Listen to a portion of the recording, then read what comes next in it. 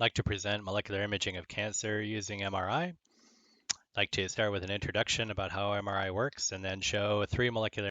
So I'd like to include my contact information in case you have questions and also my conflicts of interest. So let's start with an introduction to MRI. When we place material in a static magnetic field, approximately half of the magnetic moments point with the magnetic field, half point against. There's just a very slight excess pointing with the magnetic field that is not opposed by a magnetic moment against the field. And this is the net magnetization. If we then excite that net magnetization with a radio frequency pulse, the magnetization tips into the transverse plane, starts to precess, and then has this corkscrew motion to return to equilibrium along the z-axis.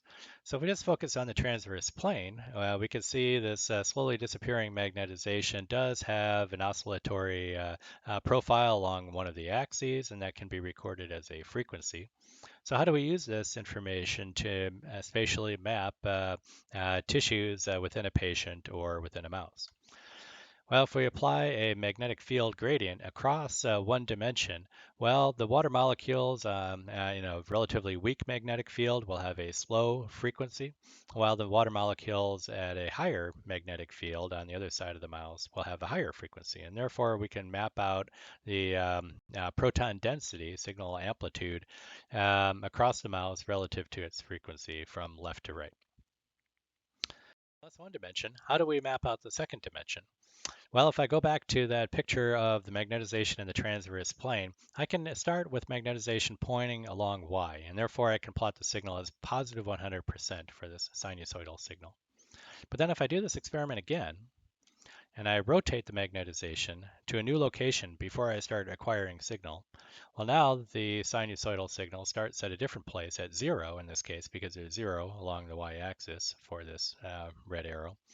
And if I do this a third time by manipulating the initial orientation of the magnetization and recording the sinusoidal signal, you'll see that there is yet another initial point that's different than the first two. Well, let me rotate these diagrams, highlight those points, replot them, and fit to a sinusoid to show that this rate of change of the phase as manipulated by the MRI experiment actually can be mapped out as a frequency. And typically we do the 64, 128, or 256 times to get all these blue dots in order to see how fast the rate of change is going. And if I have a slower rate of change, well, the initial part of this profile doesn't look any different than the faster evolving magnetization in terms of its rate of change. But later on, you can see that these data sets are significantly different. So it's very easy to tell a rate of change in phase and therefore map out the initial phase of the magnetization at the very beginning of the experiment. So when we do that, we can apply a magnetic field gradient across the mouse to quickly change the initial phase of the magnetization and then map out the phase versus signal amplitude to get an idea of the spatial representation of the mouse in that dimension. And then if we add our frequency information, we can map out the other dimension as well. So one way of thinking of this is to take any point within the mouse. And the MRI signal at that point has a very specific phase and frequency. And another spot might have a different phase and the same frequency, and yet another spot might have a different frequency and yet the same phase. So every spot has a unique combination of phases and frequencies that we use to our advantage. So MRI has great soft tissue contrast, great depth of view, high spatial resolution, all well known. I'd like to show some examples of those advantages. First, magnetization that's returning to equilibrium has a certain rate of return called the T1 relaxation rate. Tumors are more liquid-like and therefore have a slower rate of return to equilibrium. So I can manipulate a parameter in the MRI experiment to maximize the signal difference between normal tissue and tumor tissue in order to generate image contrast. I can also rely on T2 relaxation, or the rate of decay of the magnetization from the transverse plane. And again, I can choose a parameter in an MRI experiment to maximize the signal difference between normal tissue and tumor in order to maximize image contrast. So on this great example from Joe Hornick's website, a great website if you want to learn more about MRI, you can manipulate these MRI parameters to generate T1 weighted or T2 weighted contrast that's really remarkably different and shows great anatomy within the tissue. So a magnetic staining technique, if you will. And really what you see in the MRI image is what you get from gross pathology, and I think that's accepted in the field these days. So unfortunately, MRI is high cost, and I can't help you with that. It also has poor sensitivity, and I'll show ways of improving that on the next slides. I can help you with that. And also MRI is relatively slow, susceptible to motion artifacts when patients or mice move during the experiment, and there are ways of addressing that as well. So first, let's revisit this idea of this matrix of phases and frequencies known as K-space. If I were to Fourier transform the entire matrix, I get a pretty good image with good contrast and resolution. If I only take the center of K-space and Fourier transform that, I get good contrast, but I lose some resolution. And conversely, if I only take the periphery of K-space, I get great resolution, but I lose a lot of contrast. So in MRI, we typically want a good contrast, and we're willing to give up a little bit of resolution, but of course we need some resolution as well. So one way of accelerating the acquisition is to take a full Cartesian acquisition that would give you the perfect image, or the best image you could get, and only take the center K-space lines that are defining the good contrast. And of course, here you can see we get good contrast when we Fourier transform this data, but we are losing some resolution information. While there are other more sophisticated methods of mapping out K-space with a spiral, radial, or propeller trajectory. And this has a good combination of sampling the center for good contrast, but also retaining some points around the periphery in order to retain some good resolution. And the number of data points required for these trajectories is much less than what's needed for a full Cartesian profile, and therefore imaging is sped up quite a lot. It's also a compressed sensing method that takes a pseudo-random sampling of K-space and then using a discrete wavelet transform can obtain an image that looks remarkably good like the full Cartesian image at a fraction of the acquisition time. Yet another method takes a series of these K-space lines that are separated out pretty far, samples the entire matrix of good resolution and contrast, but now we have spectral or image aliasing, phase wrapping. So the way to fix this is to acquire a series of images simultaneously using parallel imaging coils. And then while some signals are aliased, they appear in the same location in the image that are really two separate places in the brain.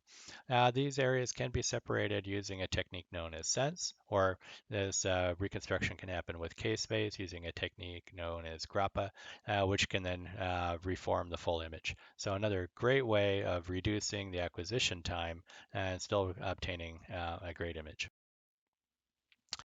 How do we address the need for more sensitivity with MRI? Well, that would be with hyperpolarized MRI.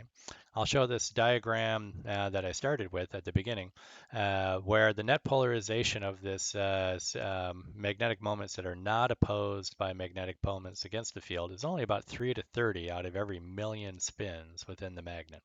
So sensitivity is extremely low. But with hyperpolarized MRI, a lot more of the magnetization that's pointed with the magnetic field can be created relative to opposed by the magnetic field. And therefore, hyperpolarization can generate up to 30% polarization. Well, how does this occur? Well, Dan Spielman's excellent website shows that we first add a free radical to C13 enriched substrate, and we place a sample in a microwave. Place a microwave in a freezer. Freezer is actually at 1 to 4 kelvins, so very cold. Place the freezer in a 5 Tesla magnet, relatively high magnetic field. Then we wait 2 hours. Eject the sample with hot pressurized solvent. After all, the sample at 1 to 4 kelvins is solid, and we have to inject a liquid into a patient body or into a mouse. And then the sample only lasts with its hyperpolarization for about 3 minutes. So somebody has to run quickly over to the patient or the mouse, inject the material, and all the imaging has to occur before all the signal disappears within 3 minutes. Quite an engineering feat, but it can be done with clinical and preclinical equipment. And of course, if you're doing C13 hyperpolarized MRI, you also need a set of C13 coils, which means you need money. In fact, you need a lot of money.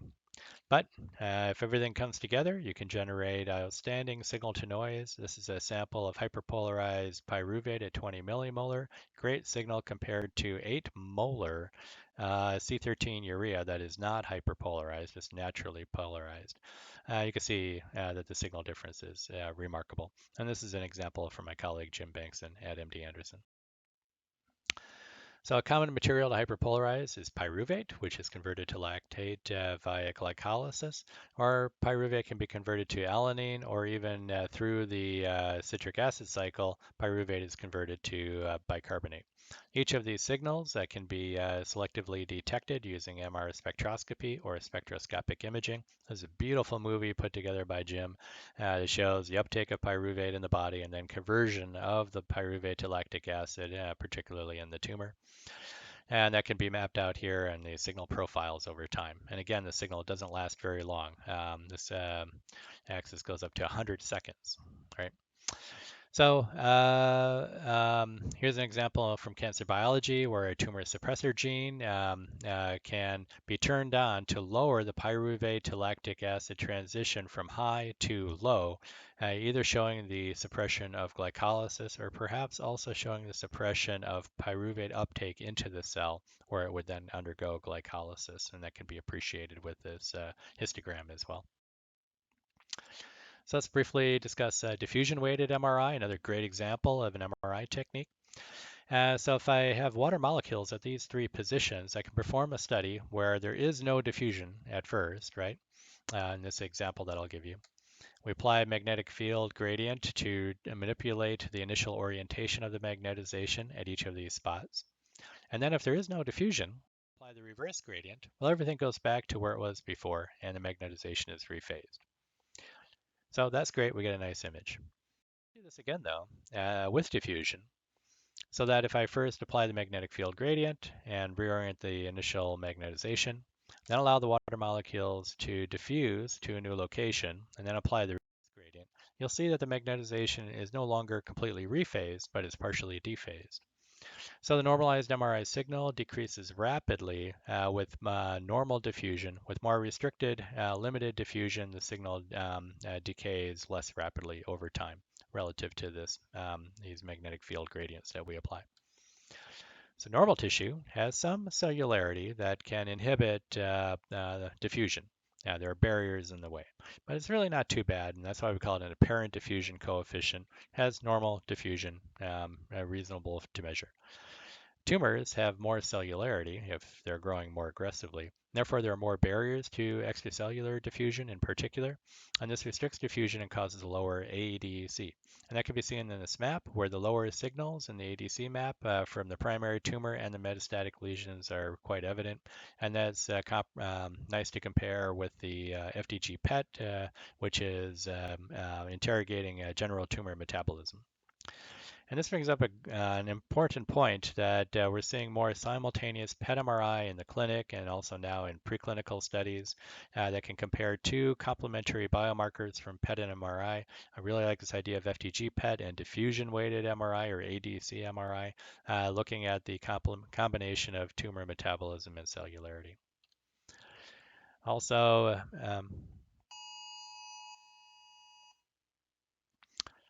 Also, tumors can be treated, causing a decrease in cell membrane integrity, which increases diffusion. In this case, a pancreatic tumor model was treated with a drug and a PLGA nanoparticle over the course of several weeks, and over 4 weeks. And the ADC value did increase, showing a decrease in tumor cellularity or cell membrane integrity over time. And yet I should point out too that the increase in tumor ADC is actually relatively small in a lot of these drug trials, and so you have to be rather thoughtful in how you acquire the data and how you process the data to detect these relatively small changes in ADC. So finally, I'd like to discuss chemical exchange saturation transfer, or CEST MRI. Here's a molecule, an FDA-approved CT agent repurposed for CEST MRI, known as iopamidol. And I'd like to put this molecule inside this tube right here, and then put the tube inside a larger tube that does not have this agent, and perform the following experiment, where I selectively saturate magnetization at different frequencies. And when I get to 5.6 ppm, the frequency of this proton, that will saturate or scramble or make incoherent the magnetization at this proton. And then when the proton transfers to water through physical chemical exchange, that will transfer the saturation onto water, and the water signal will look like it has decreased. So if I then continue this experiment and saturate at 4.2 ppm, you'll see this tube get brighter and then darker, showing that there is another signal at 4.2 ppm from this CEST effect from this proton as it transfers over to water. And of course, if I saturate directly at the frequency of water at 0 ppm, all of the water disappears in the MR image.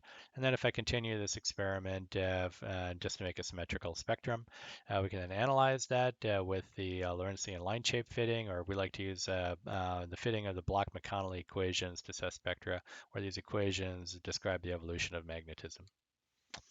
So these CEST peaks are dependent on pH. Chemical exchange of amide protons is base catalyzed. And they're dependent on pH in slightly different ways. And so we can take a ratio of these CEST effects, actually a log base 10 ratio, because pH is a log base 10 measurement. And we get an excellent correlation with good precision and accuracy if you pay attention to good rigor in your experiment.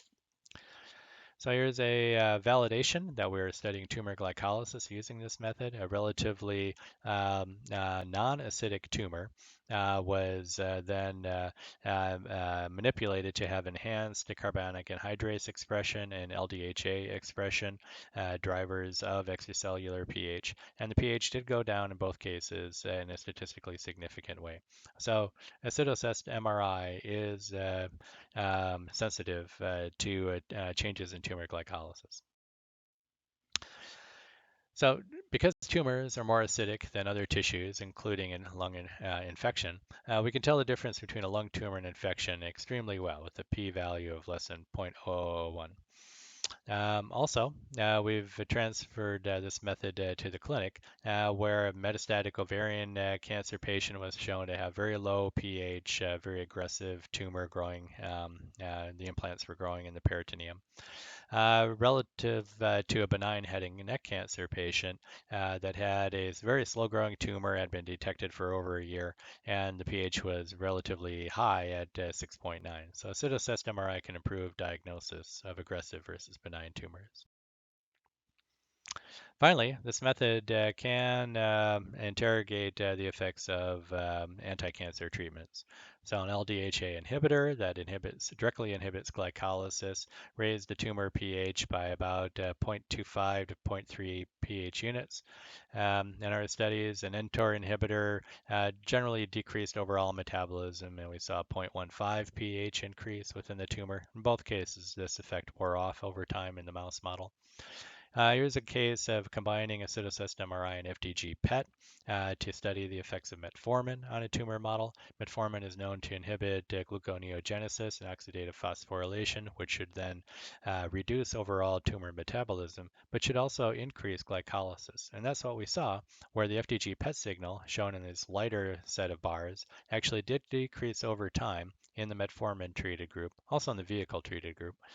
The acido-CEST MRI signal showed that there was an increase in acidification in the tumor, indicating increased glycolysis. So the glucose was no longer able to go through oxidative phosphorylation. Glucose is going into the glycolytic pathway. And again, I think it's an interesting example to show because it shows the power of combining PET and MRI to do simultaneous PET MRI studies. So with that in mind, I'd just like to thank my research colleagues in our research group, our collaborators at MD Anderson, and our funding sources. And of course, I'd like to thank you for your time.